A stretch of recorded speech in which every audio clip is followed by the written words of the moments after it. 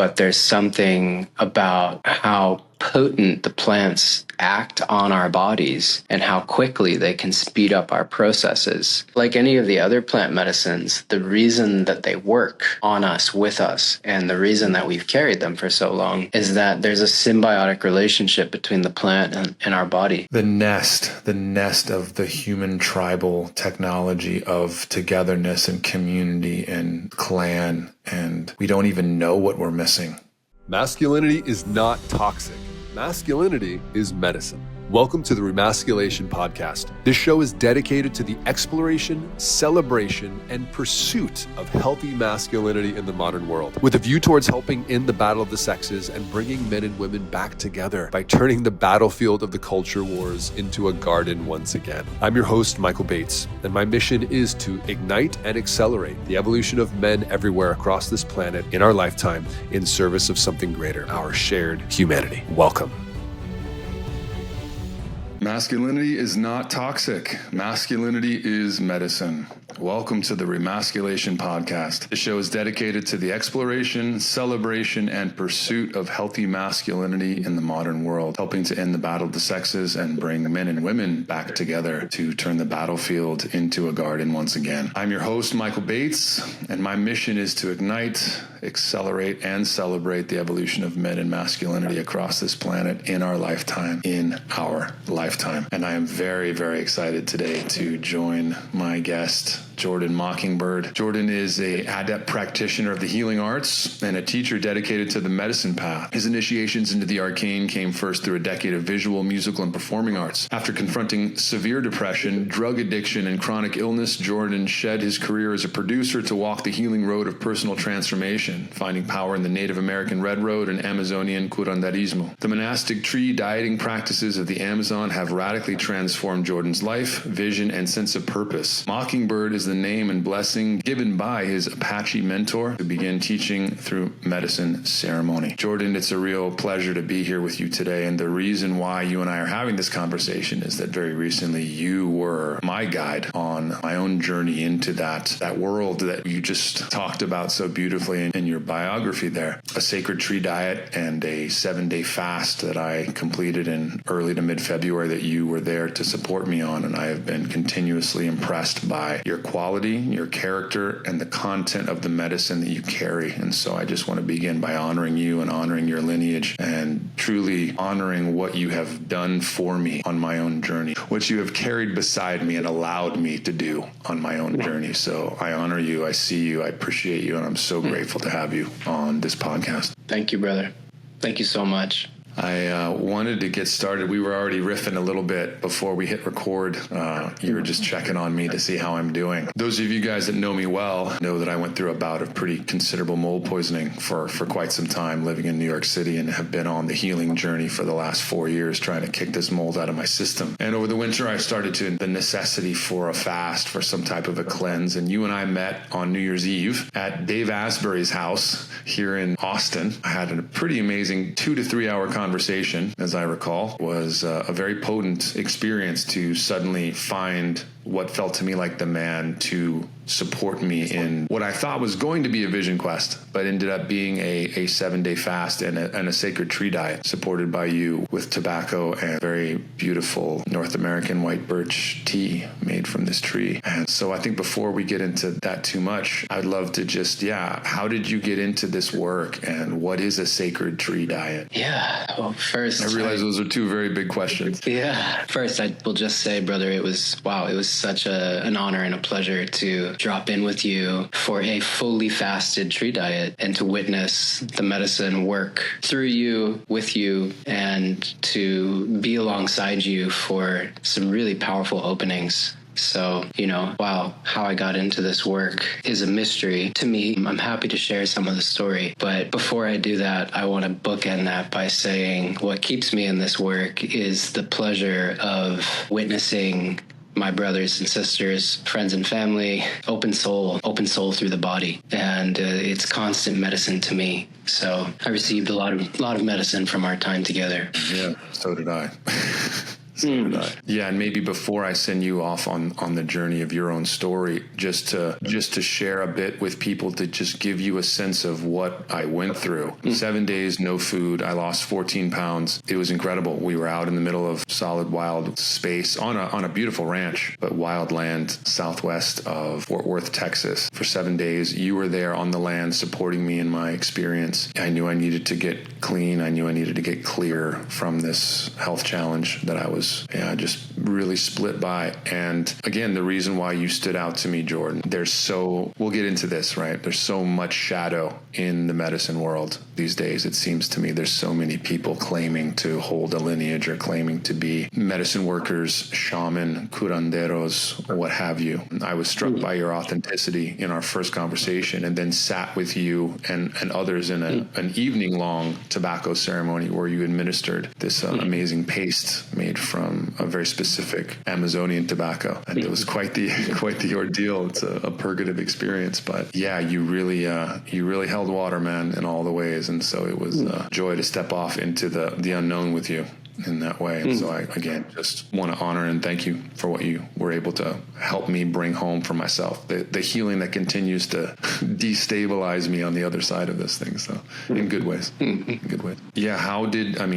There's some intimations in your biography around your own struggles. And I think, for me, the most powerful practitioners that I meet are generally ones who have had their asses kicked, gone through hell in some way, shape, or form. I have the privilege of already knowing a bit of your story that you shared with me over several evenings around a fire while losing weight exponentially in a beautiful experience. So yeah, I'd love to hear a bit of how you came to this work, or how it came to you. Okay, brother. Okay. I spent a long time in China, about 7 years in Beijing. And during my time in Beijing, I lived really like a diehard artist. And I started to kind of fall in love with a fantasy. I started to fall in love with a fantasy of the artist as a libertine, the kind of immortal poet. And I began to drink myself into oblivion. And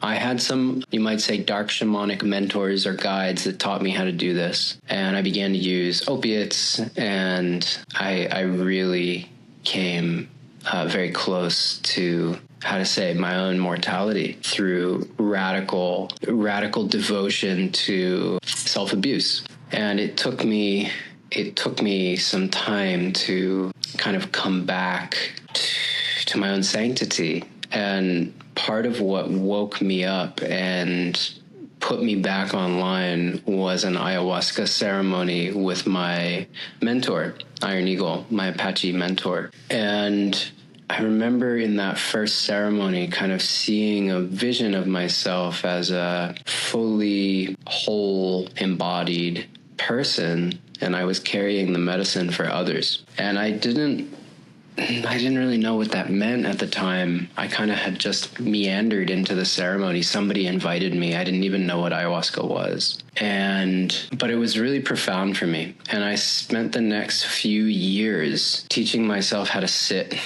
how to meditate, how to work with my own energy, regulate myself, how to work with the tissues inside my body. I'm kind of studying a form of Qigong or Neigong, Chinese tendon tensioning, which we did a little bit of during the Dieta. And so I kind of taught myself the base of this healing practice that I use to work through a lot of physical trauma in my body, putting a shoulder back in place, putting ribs back in place, really reworking the alignment of my skeleton. And I got to a point through this where I kind of remembered ayahuasca. I had almost forgotten it. It was like I'd spent years integrating it, and it was probably about 3 years, and just working on these other practices that were not involving plant medicine. And I remember going to a festival in Arizona and laying in a canyon and calling in another teacher of ayahuasca. And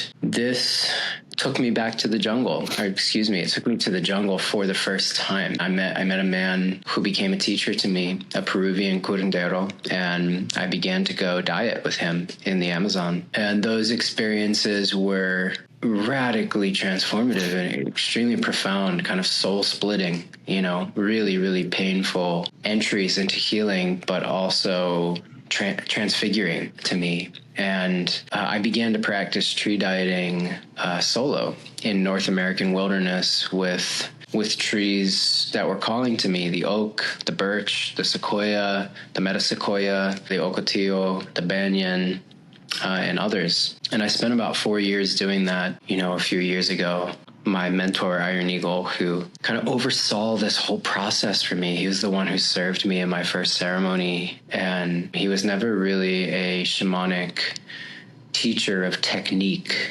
to me.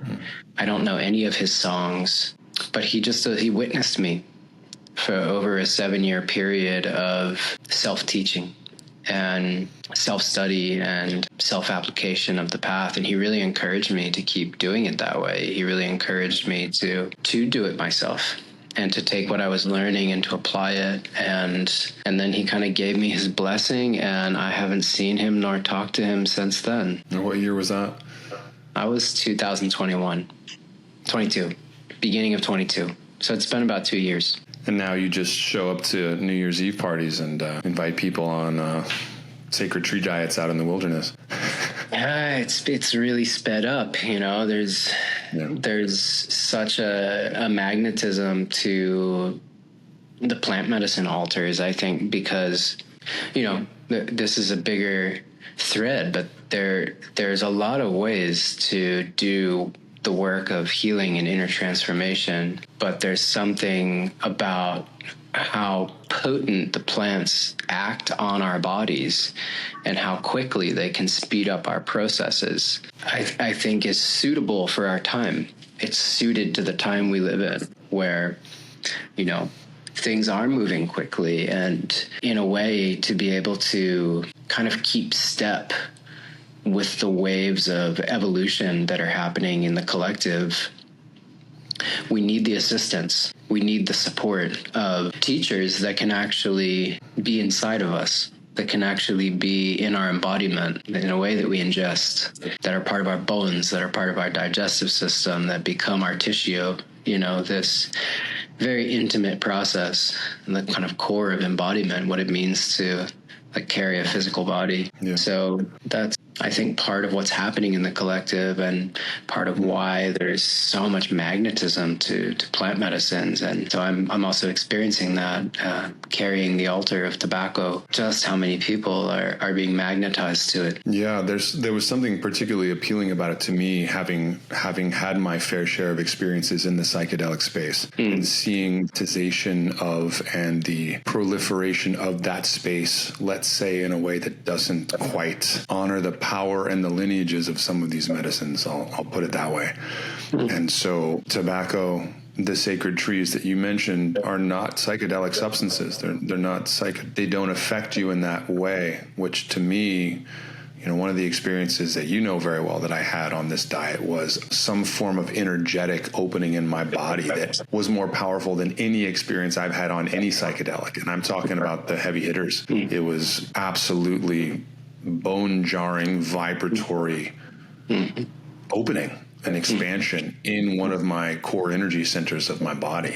And I was not day 3 into a fast, but there was nothing in my system to in any way augment or obfuscate the authentic potency of what that experience was. And I loved how you said that these are really these are medicines for this time, that when one sits at the altars of these medicines, that it does have a way of speeding things up, and not necessarily in the way that you think. I certainly had my journey with tobacco on this experience with you, which was a very purgative and intense, as you call it, grandfather energy.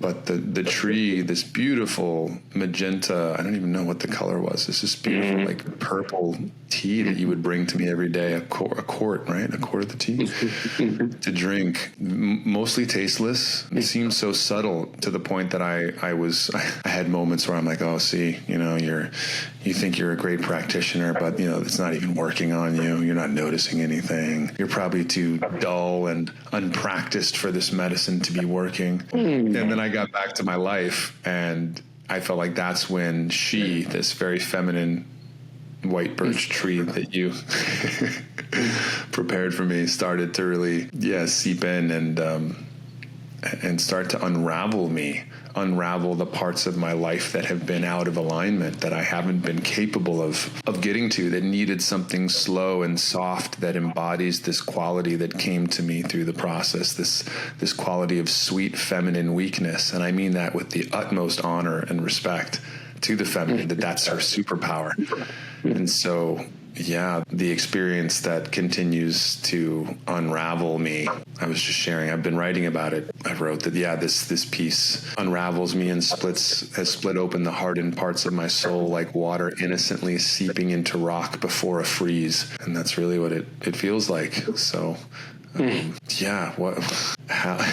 I was really excited to talk to you, Jordan, just for a number of reasons. One is that I intend to edify you as much as I possibly can, because I got so much from the experience, and there are so many people out there who are genuinely and authentically looking for experiences that are well held, and I can certainly validate and encourage others to reach out to Jordan. And I'll have all of your information at the end for people to connect with you. You're based here in Austin. You do tobacco work with people and these tree diets as well. Why do you, what is it? I mean, these trees, and you've dieted with many, I've dieted with one, but it really felt like this secret weapon, the opposite of these blast off 5-MeO, DMT, LSD, psilocybin, visual inducing all the sensation that I think we're so used to chasing and seeking, and somehow using that to validate the authenticity or the efficacy of the experience. But what I got from this, honestly, I mean, and maybe who's to say, right? It's a cumulative experience. All of my other experiences led me to be ready to have the subtlety of this experience. But it was such a subtle teacher for me. Is that common? Is that what you normally see with these particular teachers? It's parsing out the two pieces of tobacco and the tree. Often the trees do teach through the subtle, but the tobacco can be very, very strong and overwhelming, as you experience with very well. That kind of force in the body. And, you mentioned that feeling this kind of full embodied opening in an energy center that felt very different than, the heavy hitter psychedelic medicines. And tobacco is very much this, when we take it through the stomach, it's a different medicine when we take it into the different orifices in the body and in its different elemental forms. The pipe is a very different medicine with the smoke of fire and air than the medicine of hape, fire and earth, through the nose, or the medicine of snorting the liquid, which is what we were doing, which is like fire and water. And tobacco with the garlic. paste that I cook is very healing and very grounding, as with water and earth. And goes into the stomach and it floods the entire digestive system. That kind of power that you feel is the old way of studying tobacco, and it has more to do with the gate in the body through the stomach, through the solar plexus. And when we take tobacco into the mouth and down into the stomach in a form, especially a form that has water, and it floods the internal organs, you now have the tobacco inside your power center, digesting like a food or like a liquid. And your body, has to contend with that. And it's a very ancient relationship that we have as humans with tobacco. It goes back tens of thousands of years. And like any of the other plant medicines, the reason that they work on us, with us, and the reason that we've carried them for so long is that there's a symbiotic relationship between the plant and our body. So part of tobacco's power, and this has been misunderstood and lost in the contemporary, is that we can only really adequately relate to tobacco through full embodiment. And that comes through putting the medicine into the stomach. And when we put the medicine into the stomach, usually we go through uncomfortable, fairly robust, sometimes really intense experiences. But they're different from psychedelic experiences because they're not all in the head or the mind. They're not full of stories. They're not full of ideas. They're not full necessarily even of visions. The visions can come, but most of the content of the experience is embodied reality. What is happening in my body right this split second? And the tobacco takes you to that and in a way requires that you stay there. And the more we try and go back to story or ebb out of the experience or go to kind of old coping mechanisms, escape, fight it, resist it, push it, fantasize, however you want to think about that, the medicine makes us come back because when we try to push away, we suffer. It's really too intense to not be with. But when we're with it, we stay with it, we breathe with it, we accept it deeper into our body. This is when we can have that full kind of experience of opening, profound power moving through our system, as well as like a core teaching of the medicine around what it means to stay present, what it means to stay physical, what it means to stay humble in a way, to like not start getting into assumptions or too deep into our own stories or belief mechanisms, but to just stay with the present experience. The medicine is a really big teacher of this. And so when we're in that space and we start taking the trees into our body, the tobacco is like a vehicle for allowing the tree medicine to flood the system, to go deeper into the body and to penetrate the spirit. Because through the tobacco, we become so present and we become attuned or magnetized to a kind of meditation of staying very physically present, very embodied in the present. And this allows the tree medicine to start to work with our spirit or our consciousness or our psyche in a way that can be subtle. I would say a lot of the trees can be very subtle teachers in the way that they start to come in and weave with us. But as you're experiencing, I think a lot of the medicine can begin to show up later and require us to continue to integrate it slowly. And this is where it can be surprising because you go, I just took this non-psychedelic thing. And we're very attuned in the culture right now to psychedelics, meaning, this is where the power is, this is where the thing is, this is where the event happens, that's the medicine. Not really. Medicine is life. The medicine is in our life. So the trees take time to integrate, and they continue to teach, and they continue to show us where we are really out of harmony, or where we're out of alignment with ourselves, with a more graceful way of living, a more embodied way of living. And that can be really challenging because we have a lot of ideas about how all of this shit is supposed to go. And honestly, it's in the way.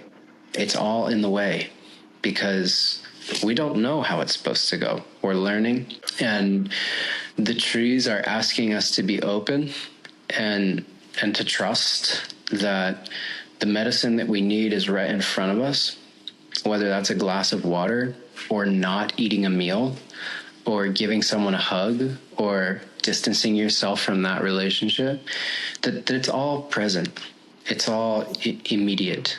To stay present with it, to ride with it, and to listen to the intuition, to listen to the guidance, and to not get too far off into storytelling, going back into our belief systems or our ideas about what it's supposed to be, how it's supposed to show up. Yeah, that's a little bit about how I see it. Yeah, I mean, the way you see it is what stood out to me, Jordan.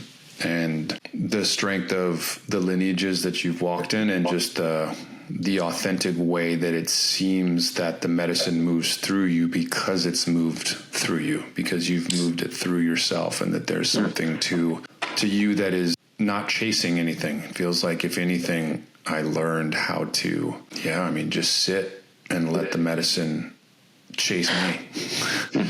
And being in one place with nothing to do and no no time, no watch, no screens, no phones, 7 days, no food, just this daily cadence that emerged between us, where you would come in the morning at some time and we would sit ceremony, and this incredible tincture from tobacco, from mapacho tobacco and garlic, and sit across from me and sing and pray and smoke, and then hand me one spoonful at a time of this delicious tobacco pizza that we lovingly called it. This liquid to snort up into my sinuses as a means of helping to clear this mold, this stuff that's set up camp in my nasal passageways, and just what would happen as a result of that.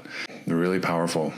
And then you'd kind of leave me in some state. I mean, I will say this, the states that were induced were absolutely psychedelic, like the clarity, the insights, the lightning strike of innovation or excitation, just really potent frames of transformative, transpersonal experience.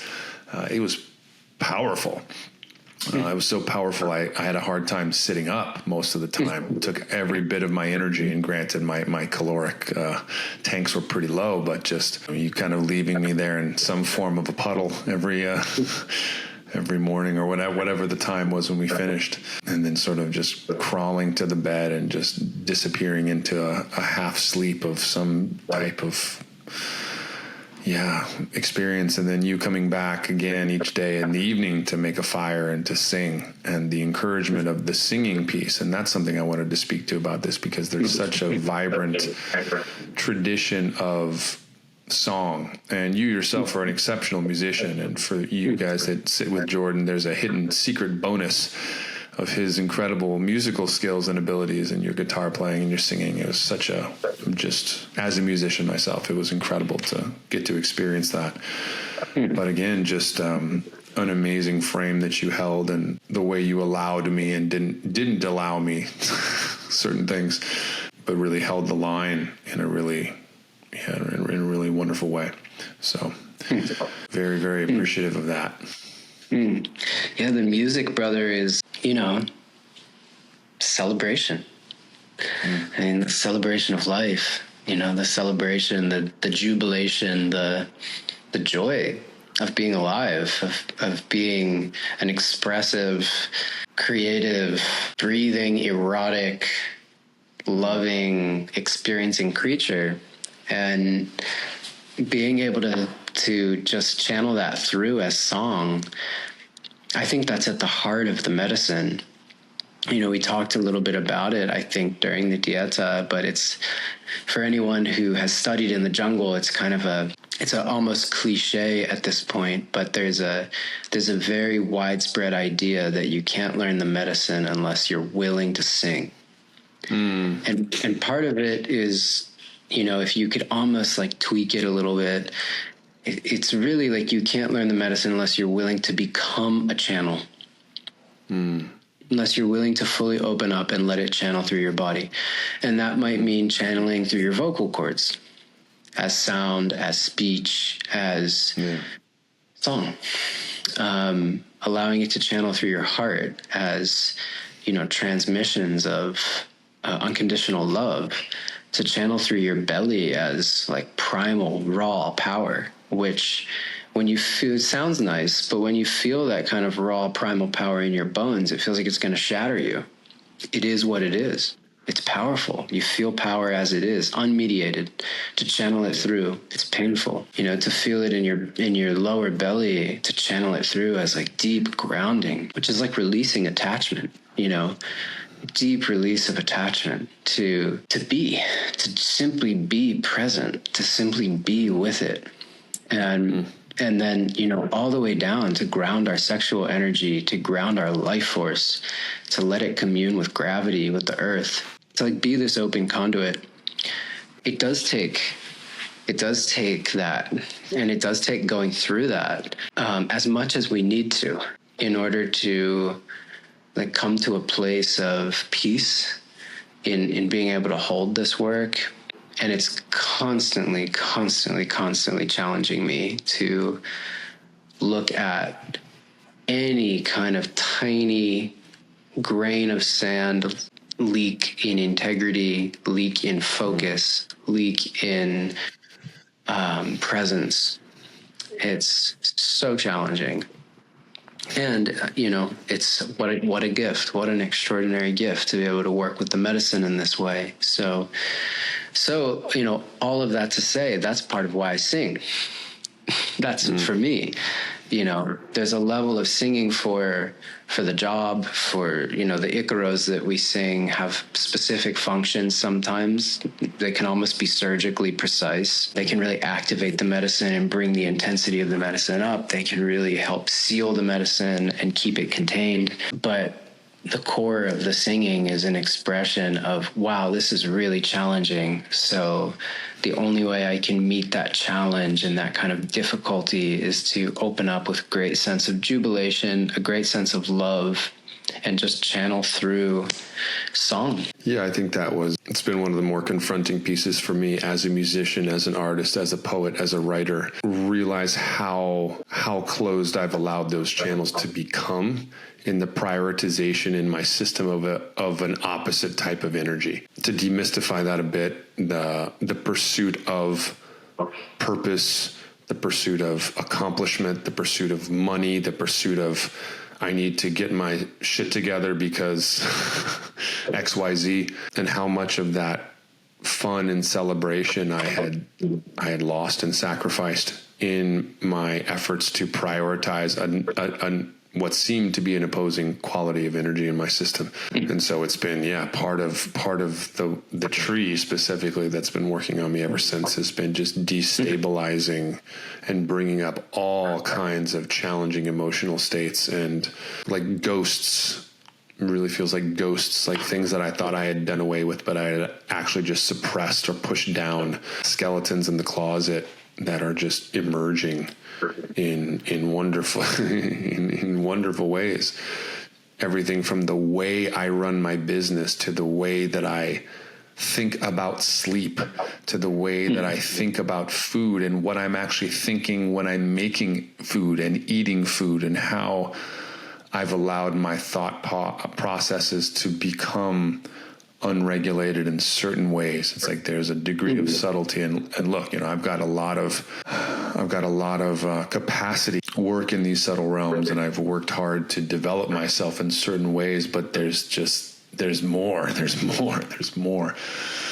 And so it's been a real losing of the skin, just the skin sort of being peeled off of me and having to look at some things that are there. But what a remarkable technology that this really is. And very, very old and ancient technology that it seems, as you intimated at the beginning of our conversation, is coming back around to try to get its hands on as many of us as possible to help us wake up to the inordinately nature of the way we're living currently. And it's like, well, of course you're depressed. Of course you're anxious. Of course you're sick. Of course you don't feel good. Of course there's challenge in your system and in your body and in your mind. Look at the way you're thinking and the way you're living, and I love you. And I love you. And it's been such a remarkable experience. So White Birch is a composter. She's considered to be a restorer of the soil in the forests where she grows. Like she's the kind of guardian of the soil. And she can also purify water in places that have been, either dammed somehow through manipulation of the land, and the water becomes stagnant and swamp-like. The birch can purify that water. She grows where there is forest fire and the forest was destroyed. She grows in places that have been strip mined, and she composts. She composts the soil and she moves the elements. She also has this incredible, expansive, very light touch in the realm of air to kind of work through the mind, if you want to bring it into a kind of embodied concept, to work through the mind in a way that is so delicate and also massively powerful because she works in that realm. Her power shows up in that realm, and we almost don't see it. It's like literally the breeze moving through the leaves, and it's so subtle. We miss it, and then we feel ourselves stirred, and we say, "Whoa, something's changing. I'm not able to hold on the same way." And one of my favorite aspects of the white birch and her medicine is I sing to her a lot. Kutang Ma, as I call her, I sing to Kutang Ma as a rearranger of the ego. And if you kind of think about the ego as this mediation of mind, which is like pure ether or pure air, it's so light, it's so delicate. The mind moves, at light speed. But then the ego is dense and contracted like the crust of the earth. And the ego is very earthy, it's very human. It's hard to move. It can get rocky like mountains or boulders, get very heavy, and it gets set in place. And it's almost like a crust or a covering on the mind that determines the ways that we think and limits the ways that we can think and limits the kind of stories that we can tell. And the birch has this amazing medicine to like loosen the crust of the ego and then to start to stir the wind of the mind. And it's revitalizing. And, to really work with that medicine, it takes a kind of level of personal responsibility and maturity to let ourselves change and let ourselves be changed. I think that was an aspect of it too that I felt. I think one of the shadows of the masculine, or men, however you want to freaking frame it at this point, but just being sub to something, being domed in a way, in a very feminine way, slowly. I think as men, we've lost so much of our capacity in the subtle realms. I think we've lost so much of our capacity to actually feel things because, in order to go to battle, you have to turn off part of your feeling body. How else can you put a blade or a bullet into another human being? And how do you pollute a river? How do you pursue a bottom line over human interest without deadening part of yourself? And so I think as a species, at least in our culture, we've lost so much of our capacity to be in that subtle realm. And it's what these medicines are asking for. It's what our women are asking for. The ability to ride those waves of her invitation, her invitation to feel that deeply. And I think that any man who's had the experience of being with a woman at that level of feeling, of depth, of just remarkable merging, that there was certainly quite a bit of that I was taught by this tree, or am being taught, or am being taught, but also being revealed, having my ineptitude revealed in certain ways as well. Very humbling, and also just very but also an invitation, like this beautiful, humbling invitation of, you're not maybe where you thought you were. And would you like to be? Learn. Come on, big boy. Learn. Humble yourself at the altar of Mother Earth again. And so I think there's big medicine in that. Go ahead, Jordan.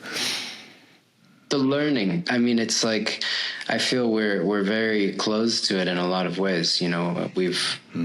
It's culture, it's because of culture, but we've restricted learning to such a narrow vision of what we are, what we're here to do, what we're capable of, what our scope of acknowledgement is. And even if you just zoom back and consider that we're part of a living ecosystem of a planet where everything here is alive. Like, even from a contemporary Western materialistic scientific perspective, We know that the trees in the plant kingdom is alive. It's part of the kingdom of life. It has consciousness. We know that the trees are sentient. We know that they speak in a way. We know that they can hear. We know that they communicate. And, I think for perhaps hundreds of thousands of years, humans have been learning from trees and sharing knowledge with trees. This is a kind of personal, eclectic feeling that I'll share here, but I really believe that I'm looking at the trees out my window as I constantly remembering. But I believe humans inherited the concept of law from trees, that there's a code of conduct or a code of courtesy almost of being a species and sharing space with one another.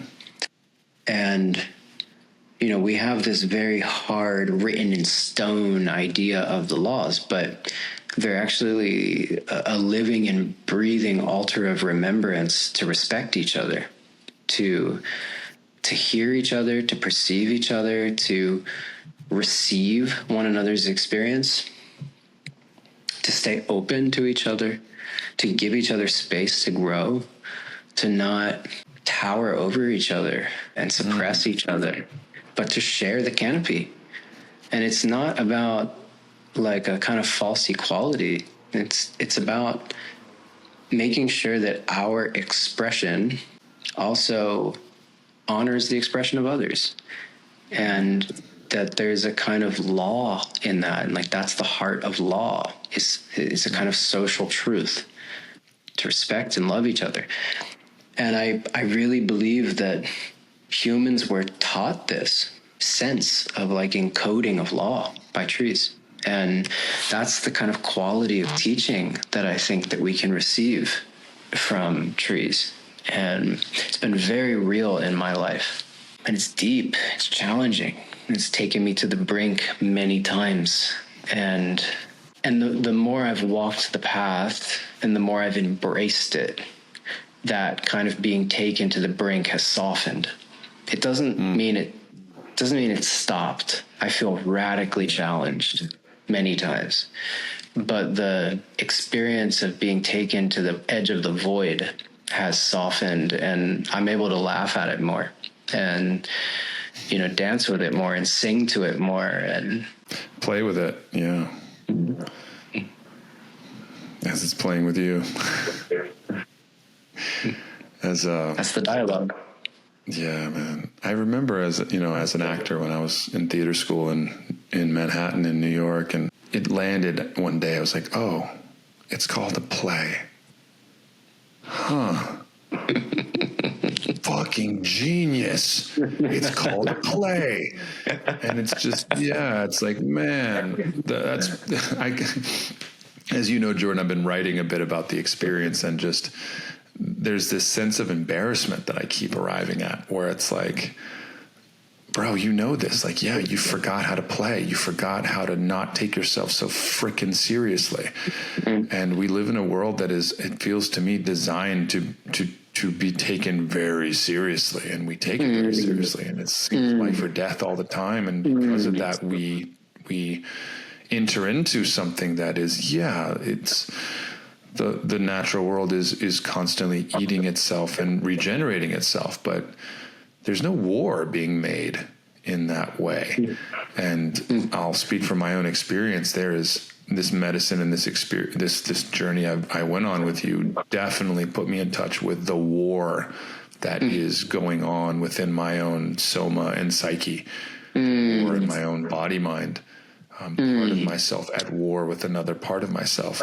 And it seems to be I don't want to say that it's a human experience, because I don't know that it is. I think it's a cultural experience. I think it's something that our society has, call it the Matrix, call it the Watiko, call it so many different names for the mind virus inherent in our culture that has infected our culture. But I certainly feel infected by it, and feel so much gratitude for this experience's ability to make me more aware of the degree to which it has had a hold on me, and how to soften the war within myself and find my inner beloved again. And I was joking with you earlier before we started the talk that, you know, during this fast, there was a wedding and a funeral, both of them mine. And then I dug a hole and buried myself in the earth, and knew that going into the fast that I wanted to do that and needed to do that. But then having this sort of impromptu wedding happen on the final day of marrying myself, and the disparate parts of myself coming together. So much here, man. So much here. And I know you and I can riff for days on this. I'd love to, unless you have anything to add to that, I wanted to, I guess, speak to why should people do a tree diet? Why should people work with tobacco? Why should people and obviously the 7-day fast was its own thing that I did. Typically the tree diets you hold don't include fasting, or certainly not for as long. But why should people engage these particular medicines that you carry, Jordan? Well, just kind of bookending the last piece that you spoke to, I think it's potent about culture, kind of maybe sickness that we're experiencing in culture. Biggest medicine for this, for me, has been sitting with my own mortality and the limitedness of my experience here, and coming to the edge enough times and finding enough sense of surrender and moving beyond my own sense of limited belief, my own sense of pride, personal pride, my own sense of a gripping personal story. A lot of this comes from family, you know, guarding family honor. Coming to the brink through the medicine and releasing these pieces little bit by bit by bit has really helped me let go of what I think I know, and any kind of clinging that comes from fear that I'm going to be abandoned, that there's not enough, that I don't have a place, that I don't have a voice, that my truth can't be held in the collective. And it's really helped me open up and share. And that kind of, sometimes it feels like it takes a lot of courage to just open up and tell your truth. And it does require a lot of courage. There can be consequences for telling the truth, but to know that we have a place here on earth, that this is our home, that we should feel good here in our life, that we should feel safe here to express freely. And again, part of that safety comes from knowing that it's temporary, that we will pass, that this experience we cannot cling to. We will die. We are dying. And the medicine has a lot to say about this, that as you suggested, nature is composting itself. Everything is dying and being reborn. It's hard to embrace this intellectually. It's very hard to embrace this intellectually. It's easy to know it. It's easy to recognize it. It's easy to speak it. It's another thing to feel it inside your soul, to feel it inside your body, and to find more freedom to let go and just to live, because this is all we've got. So that's one reason to work with the medicine. That's a really good reason to work with the medicine. Find a greater sense of freedom and trust in life.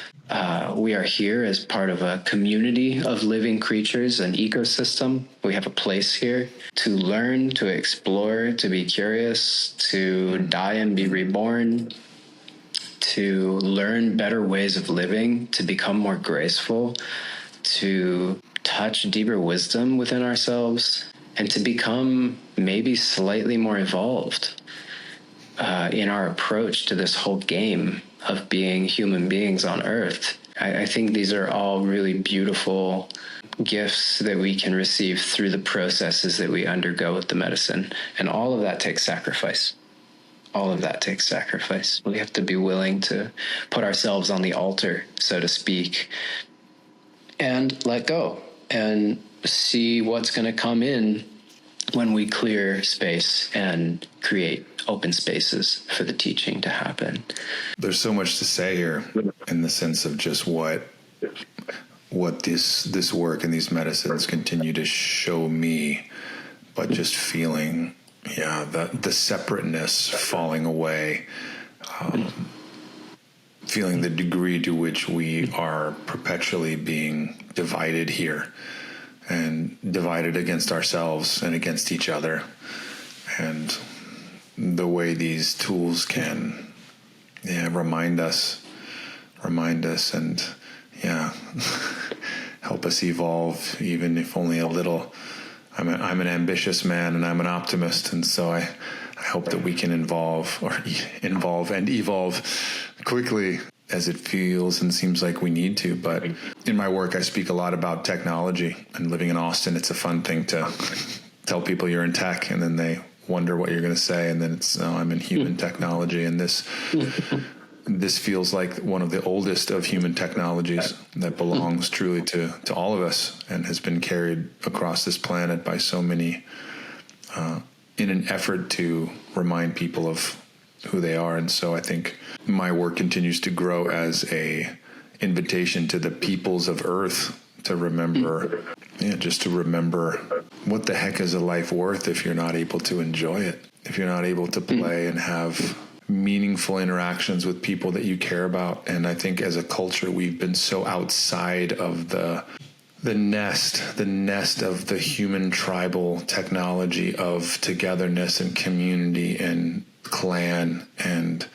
we don't even know what we're missing, especially in the West. We don't even know how far we are from being in an intact communal society, that just being a part of that provides and produces and protects and instantiates within us a felt sense of belonging and being in the right place and being here. Like, we're from here.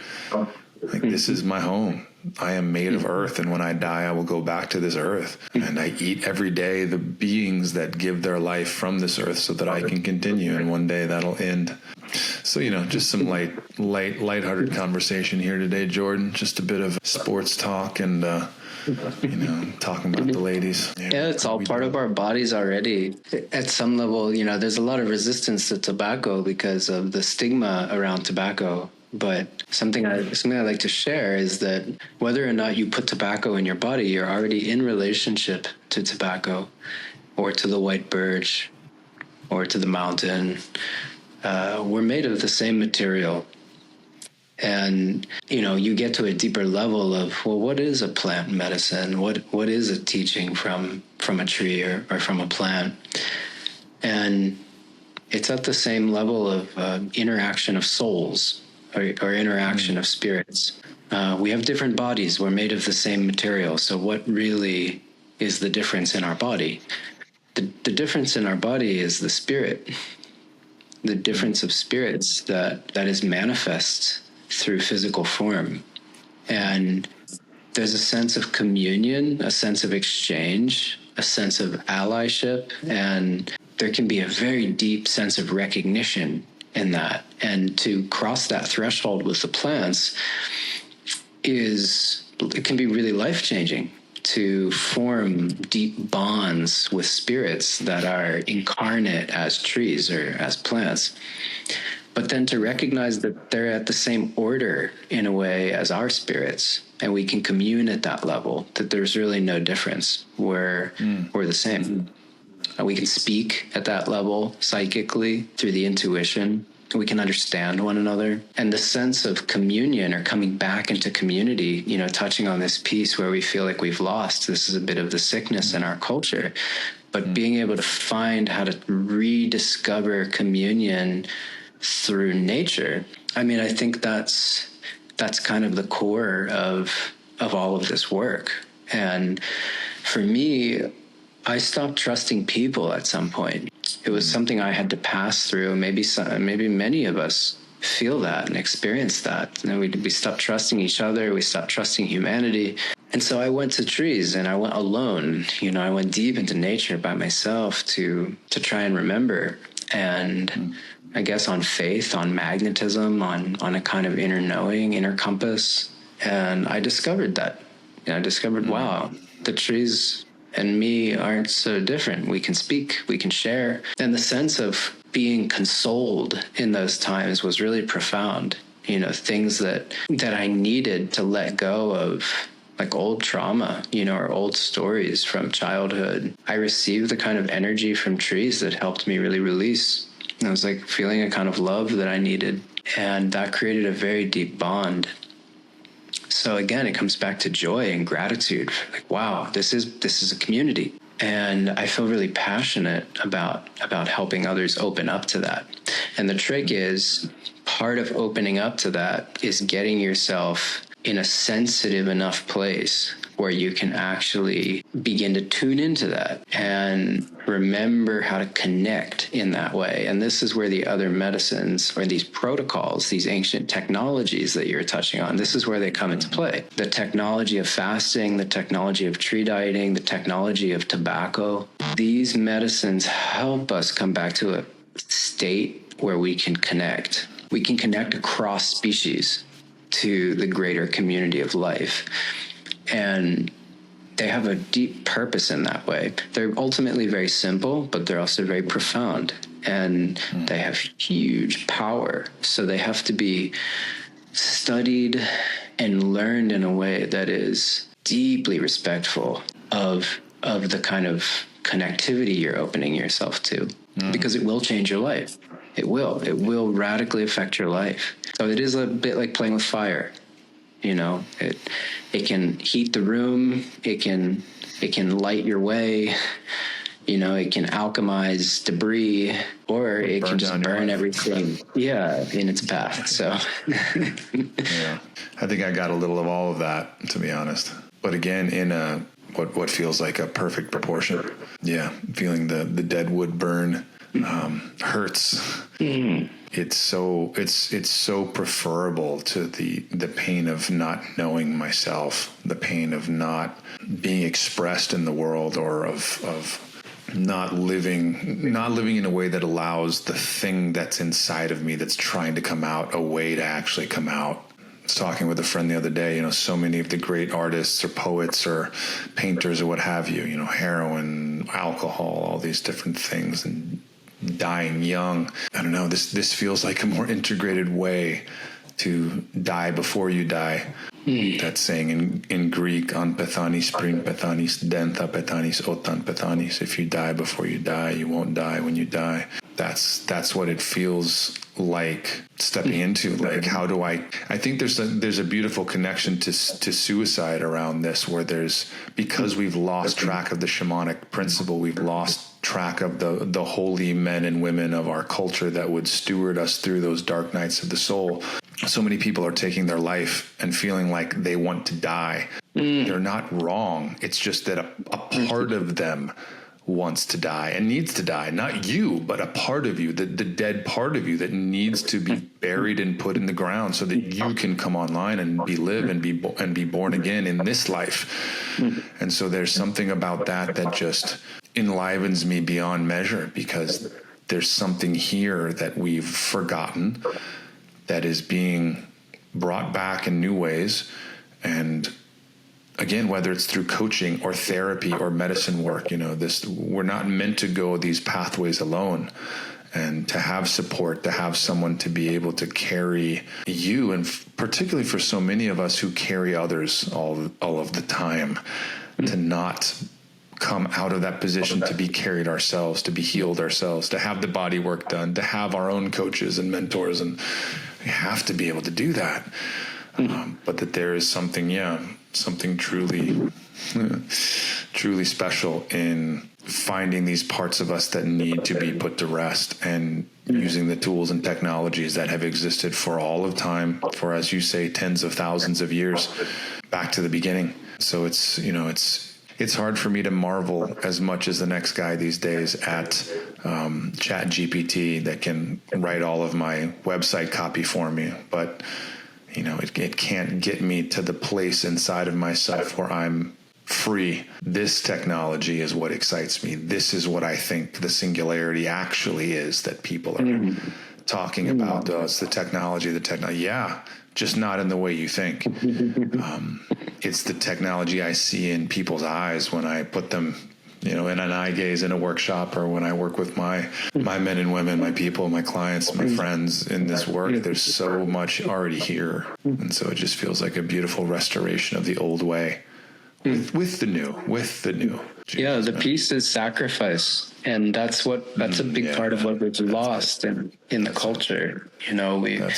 We believe that we need to sacrifice our pleasure, our sense of wholeness, our energy, our health sometimes, to hustle and ascend the capitalist ladder. And that's where sacrifice, the kind of concept of sacrifice, has become subsumed through money making and doing whatever you have to do to make money, and everything else must be sacrificed. But this is not fulfilling, and it's completely out of alignment with the way of being human, with the way of being whole, with remembering our heart and living from our heart. And it can take the joy right out of you. It can take vitality right out of you. It's miserable. It doesn't mean we shouldn't make money and thrive. There's just another way of being balanced with this. And sacrifice needs to be put back in its proper place, which is, we do require sacrifice. Life requires sacrifice, but it requires sacrificing the parts of us which are, as you say, ready to die, that no longer serve, that have played out their life cycle, that we're still clinging to, but they're no longer working. They're no longer adding to our vigor. They're no longer lending to our vitality. They're no longer expressing truth through us. They become blockages, and they need to be humbly, gracefully, prayerfully, in whatever way you relate to that concept of prayer, of, lifting it up to something beyond your power, your personal power. They need to be sacrificed. And these technologies, or these ritual technologies, these human technologies, are ways that we can enter that field of sacrifice and help release, burn up, wash away, transmute things that are ready to pass on into another form that need to be released from our field. And it's imperative. And touching on that old way versus the new way, the old way of sacrifice was brutal, and for men often required some form of blood sacrifice, to bleed as women bleed, so to speak. Mm-hmm. This is part of the blood ritual of war, and cultures or tribes, subsuming this concept of sacrifice into the killing or the offering of members of the tribe for war, to a kind of war god, and the collaboration of multiple tribes doing this together in a game, in a kind of sacrificial game, which optimizes for a kind of strength or primacy or dominance. And there's a lot of beauty in this. It can be exercised in so many other ways, which are peaceful and do not require men to physically bleed and kill themselves. And, some of that Dom-like energy that you felt from the tobacco, kind of learning to be a sub, I think was the language that you used. This is one of the gifts of the tobacco, is such a primal masculine energy that you can almost get some of the same feeling or remembrance of what it is like to be in war and to be killed, to be under someone else's knife.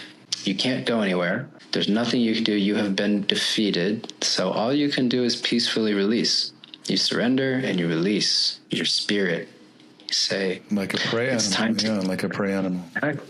Exactly. It's time to cling no more to this life. I know what to do. And of course, it's not killing us. It's there helping us to liberate the trapped energy. But we're clinging so tightly, fighting so tightly in this little war game of life, that we take the medicine and it says, okay, I've got you by the throat. You invited me in. You played this game. Mm-hmm. So now follow through and release. And it takes like a lot of humility to know when you've been caught, and to say, okay, here I am, naked before the altar, seen before the eternal. I have nothing I can possibly hide. There's nowhere I can possibly hide. I must accept. It's a profound experience. Oof. Dang, Jordan.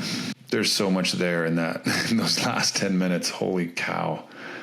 Holy cow.